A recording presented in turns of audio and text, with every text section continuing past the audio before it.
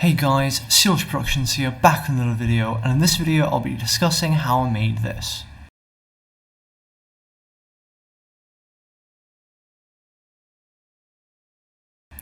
So guys, without further ado, let's get straight into how I did this. So the first thing that you want to do is open up Blender and keep the default cube. And once you have the default cube kept, you can subdivide it by either going into the subdivision panel and creating a subdivision surface modifier, or you can just use the hotkey Control 4, 5, 6, depending on how many subdivisions you want. So after we've done that, we can go into the Sculpt tab and you can sculpt your model.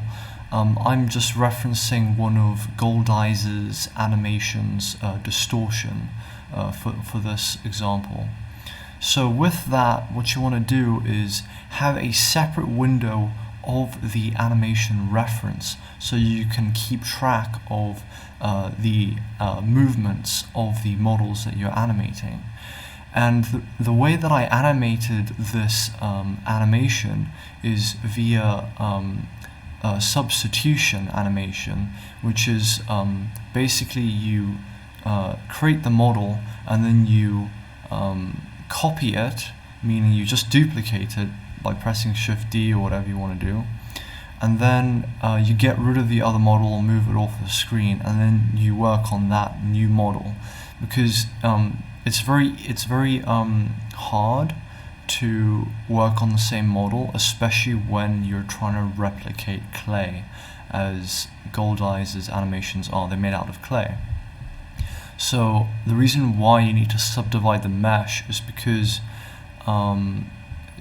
you're actually trying to add more geometry in sculpt mode by using the Dyne Topo feature, and you can't really get that clay result if you don't do that.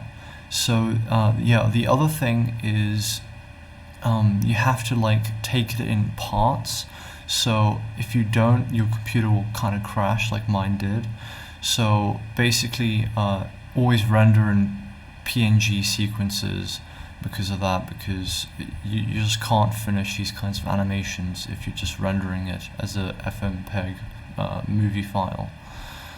But yeah, the textures that I used for the clay models were actually the materials in my previous video of the clay shader procedural texture, so you can check that out if you want to see how I did that.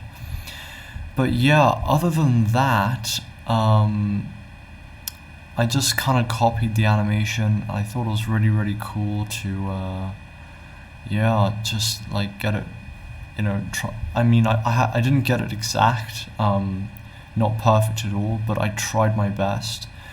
I did use an array of techniques, such as following the curve. I used a curve to control where the clay was bouncing and everything, so that really did save a lot more time than just doing it like the old stop motion kind of way. But I did kind of revolve around the old stop motion way here and there, depending on the kinds of movements that I was trying to portray within the animation. But guys, other than that, I hope you enjoyed me explaining how I did this. So with that out of the way, you can enjoy the final result. So guys, that's about it for this video. Thank you so much for coming down to the channel. I really hope you enjoyed this one, and as always guys, I'll see you very soon in my next video. Guldies Productions out.